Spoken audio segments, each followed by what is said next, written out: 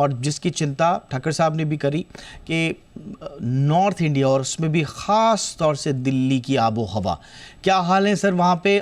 जो हमारे पास जो रिपोर्ट्स आ रही हैं डॉक्टर भाटी, वो ठीक नहीं आ रही हैं। क्या चल रहा है वहाँ पर और कितनी स्थिति ख़राब है? बिल्कुल बिल्कुल दीपक जी, देखिए वैसे जब भी हम बात करते हैं पोल्यूशन की तो ज़्यादातर देखा गया पिछले कई सालों का इनफैक्ट ट्रेंड देखें तो दिवाली के बाद पोल्यूशन का स्तर काफ़ी ज़्यादा, पर इस बार तो हमने देखा कि दिवाली से पहले ही पोल्यूशन का स्तर काफ़ी ज़्यादा बढ़ना शुरू हो ही गया था। और जैसा हम देखते भी है कि सीज़न चेंज होते ही हमारी वैसे ही रेस्पिरेटरी डिजीज़ काफ़ी ज़्यादा बढ़ जाती है, पोल्यूशन उसको और ज़्यादा ट्रिगर कर देता है। और जैसा अभी डॉक्टर ठक्कर बता ही रहे थे, देखिए लंग्स को तो इफेक्ट कर ही रहा है, पर पोल्यूशन बॉडी के हर एक ऑर्गन को हेड से लेके टो तक इफेक्ट कर ही रहा है। देख भी रहे हैं जैसा हम ज़्यादातर कि बच्चों में प्रॉब्लम होना काफ़ी ज़्यादा शुरू हो गया। ज़्यादातर अभी हम फिलहाल जैसा देखते हैं नंबर ऑफ़ पेशेंट्स, एल्डरली लोग जो कोमॉर्बिड है, डेफिनेटली उनकी संख्या तो बढ़ ही जाती है। हार्ट से संबंधित जिसको प्रॉब्लम है, जो प्रेग्नेंट वेमेन है, छोटे बच्चों को सबसे ज़्यादा, क्योंकि उनके लंग्स डेवलपिंग फेज़ के अंदर होते हैं। और साथ के साथ ये मेंटल हेल्थ को भी बहुत ज़्यादा इफेक्ट करता है, खासतौर पे युवाओं में अगर देखें कि जिनको डिप्रेशन एंग्जाइटी है वो ज़्यादा ट्रिगर हो जाती है।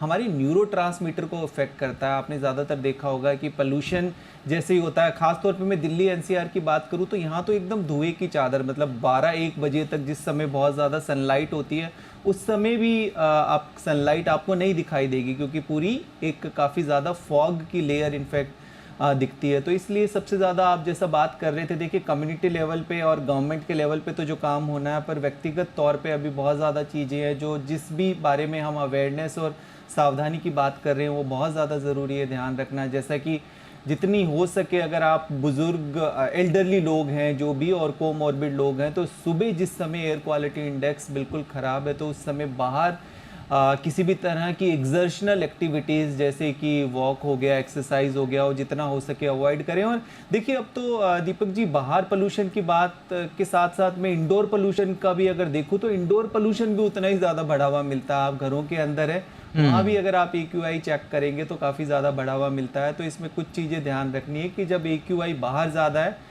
तो कोशिश करें कि फिर तो खिड़कियां वगैरह आपको बंद रखनी है, और कुछ घर में अगर आपका कंस्ट्रक्शन का और इस तरह का काम चल रहा है, पेंट वगैरह का, वो सब आपको अवॉइड करनी है।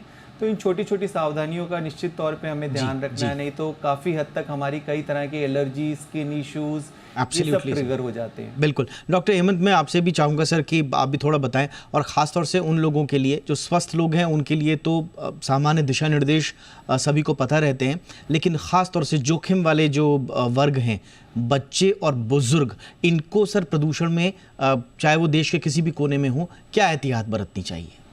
आप अपने पानी का ख्याल रखते हैं, अच्छा खाने का ख्याल रखते हैं, तो ये आपको हवा, एयर, ऑक्सीजन, उसका तो ख्याल रखना बहुत ही ज़रूरी है।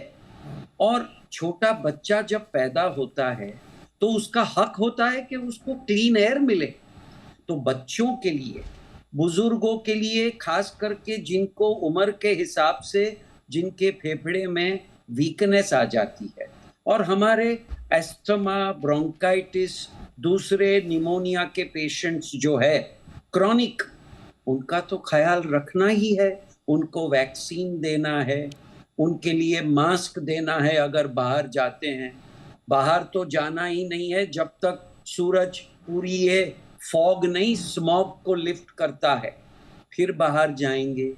साथ साथ उनको वैक्सीन, इनहेलर्स, उनके नेब्यूलाइजर्स, वो सब दवाइयाँ रेडी रखना है, क्योंकि ये नहीं करेंगे तो अक्सर इन लोग ट्रिप होके इन्फेक्ट हो जाएंगे, हॉस्पिटलाइजेशन बढ़ेगा, क्वालिटी ऑफ लाइफ इरोड हो जाएगी, और ध्यान रखने वाले का भी प्रोडक्टिविटी कम हो जाता है।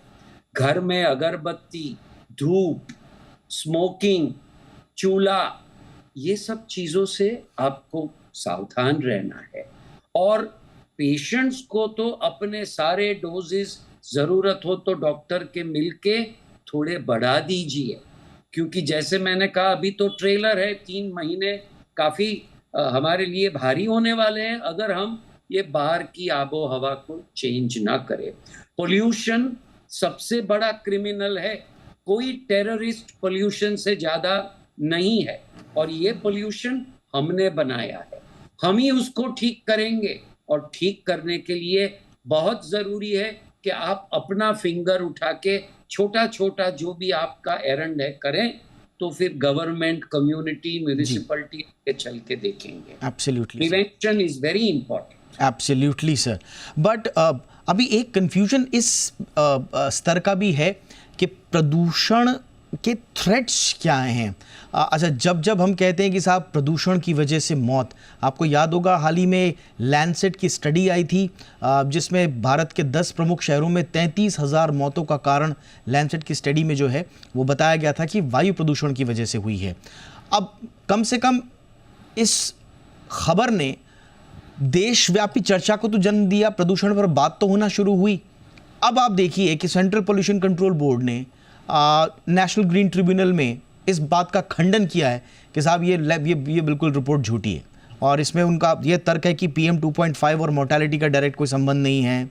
पॉल्यूशन एक फैक्टर ज़रूर हो सकता है, लेकिन मेथोडोलॉजिकल इश्यूज़ हैं इसमें, मोर्टेलिटी डेटा चेंजेस हैं। मतलब कुल मिला के वो कह रहे हैं कि नहीं साहब, इनका मौत से कोई सीधा संबंध नहीं है। ठीक है, ये बात अपनी जगह मान्य ज़रूर है कि डायरेक्ट संबंध है या नहीं है, बड़ा पेचीदा विषय है। लेकिन डॉक्टर भाटी, इससे हम विषय की गंभीरता को कमतर नहीं कर सकते। ज़रूरी नहीं है कि जब तक प्रदूषण से किसी की मौत सीधी प्रत्यक्ष रूप से प्रमाणित न हो तब तक हम कोई काम ना करें, कोई पॉलिसी ना बनाए, कोई इंटरवेंशंस ना करें।